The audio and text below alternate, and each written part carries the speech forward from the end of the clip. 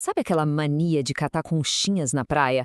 É uma daquelas coisas que quase todo mundo já fez, né? Uma coisa tão universal. Mas imagina só.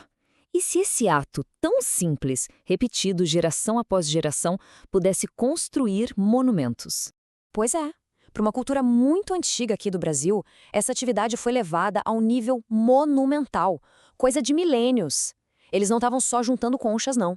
Eles estavam literalmente construindo o mundo deles com elas. Um mundo que era uma ponte entre os vivos e os mortos. Então, a grande questão é essa. E é ela que abre a porta para um dos maiores mistérios da nossa pré-história. Vamos deixar para trás essa imagem de um simples passatempo e mergulhar de cabeça no mundo dos sambaquis. Ok, então vamos lá. Para a gente entender essa história direito, a primeira coisa que a gente precisa fazer é quebrar uma ideia antiga e que, olha, está completamente errada sobre o que eram essas estruturas. Durante muito, mas muito tempo mesmo, a ideia era que os sambaquis eram basicamente lixões. Simplesmente montes de restos de comida que os povos antigos iam jogando fora. Só que a arqueologia moderna veio e mostrou uma realidade muito, mas muito mais incrível. Aquilo não era acidente de jeito nenhum. Eram projetos de arquitetura super intencionais. Eram mausoléus monumentais construídos camada por camada, geração após geração, para honrar os mortos e para marcar aquele território como deles. Então, a ideia é essa. Pensa menos em aterro sanitário antigo e mais num tipo de Stonehenge da costa. Essa comparação ajuda a gente a virar a chave, né? Não é lixo. A gente está falando de centros cerimoniais, lugares com um significado social e espiritual gigantesco, uma verdadeira obra de engenharia e, claro, de cultura. Só que essa história tem um personagem central que é um verdadeiro mistério, um quebra-cabeça para a arqueologia. O nome dele é Luzio. E ele pode ser a peça-chave para a gente entender como tudo isso começou. Primeiro de tudo, vamos colocar o Luzio na linha do tempo para a gente ter uma ideia. Ele é mais ou menos 1000 anos mais novo que a famosa Luzia, de Minas Gerais. Mas, ainda assim, ele viveu há incríveis 10.000 anos. Isso é muito, mas muito antes do auge da construção daqueles sambaquis gigantescos na costa. É aqui que a coisa fica interessante de verdade. Olha só o paradoxo. O Lúcio foi enterrado num sambaqui, certo? Uma estrutura de conchas, que a gente logo associa com peixe, com frutos do mar. Só que a química dos ossos dele conta uma história totalmente diferente.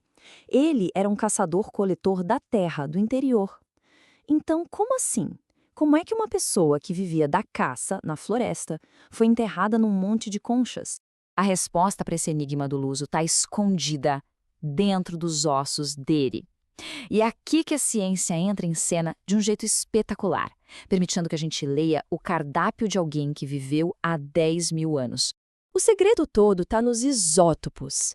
Pensa neles como se fossem assinaturas químicas que a comida deixa no nosso corpo e que ficam gravadas nos ossos para sempre. Sabe aquela frase "a gente é o que a gente come"? Pois é, aqui ela é levada ao pé da letra. A proporção dos isótopos de carbono e de nitrogênio nos ossos do Lúcio revela exatamente o que ele andou comendo. Funciona mais ou menos assim. Ao analisar o carbono, os cientistas descobriram que ele comia plantas da terra. Depois, ao analisar o nitrogênio, viram que ele caçava animais terrestres. O resultado final foi um choque. Apesar de estar enterrado num sambaqui, a dieta dele não tinha absolutamente nada a ver com peixes mariscos ou qualquer coisa do rio ou do mar. Esse resultado, claro, gerou um debate enorme entre os arqueólogos. E daí surgiram 3 grandes teorias para tentar explicar, afinal de contas, quem era o Lúcio. A primeira teoria é a do refugiado costeiro. Imagina a cena. Os ancestrais do Lúcio viviam na costa, numa época em que o nível do mar era bem mais baixo. Aí, a era do gelo acaba, as geleiras derretem e o mar sobe, inundando o território deles. O que eles fazem? Fogem para o interior. E lá, eles levam a tradição de enterrar os mortos em montes, mas agora, adaptando, usando conchas de rio, caramujos, o que tinha disponível. A segunda teoria vira essa história de cabeça para baixo. Nela, o Lúcio não é um refugiado vindo da costa, mas sim um pioneu vindo do interior. O grupo dele estaria explorando, se expandindo em direção ao mar, que era super rico em recursos. Nesse caso, o sambaqui onde ele foi achado seria tipo um protótipo, um dos primeiros testes de uma tradição que mais tarde ia se tornar gigantesca lá na beira do mar. Mas calma que tem uma terceira possibilidade, que vem de um dos maiores especialistas no assunto, o arqueólogo Walter Neves. Na visão dele, o Lúcio talvez nem tivesse a ver com os construtores de sambaquis. Ele pertenceria a um povo ainda mais antigo, com uma aparência física diferente, os chamados paleo-americanos. E esse povo, com o tempo, teria sido substituído por outros grupos, os que de fato construíram os sambaquis. Ou seja, o enterro dele ali teria sido só uma coincidência. Bom, deixando um pouco de lado o enigma do Luzio, vamos avançar bastante no tempo. Vamos agora para o auge dessa civilização, para a gente entender como era a vida quando a costa do Brasil era o endereço de verdadeiras metrópoles pré-históricas. E todo o sucesso desse povo tem uma explicação na geografia. Eles eram mestres em escolher onde viver. Eles se estabeleciam em lugares chamados ecótonos. O que é isso? São zonas de transição, onde vários ambientes se encontram. Imagina ter, ali do lado de casa, a lagoa, o mangue, a floresta e o mar aberto. Era como viver num hipermercado pré-histórico com uma abundância de recursos inacreditável. O melhor de todos os mundos, literalmente. E com tanta comida, tanto recurso, eles puderam se dedicar a construir em uma escala que, sinceramente, é difícil de imaginar. Alguns desses sambaquis chegaram a 50 metros de altura.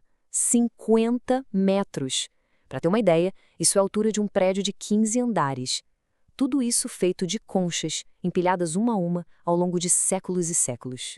E não era só o tamanho das construções. A quantidade de gente também era impressionante.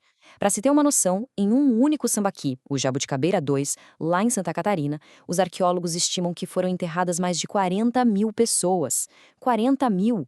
Isso indica que havia ali uma população enorme e estável, com milhares de pessoas vivendo juntas por muitas e muitas gerações. E esses cemitérios verticais não eram só túmulos, eram palcos de uma vida ritual muito intensa. Dá para imaginar a cena.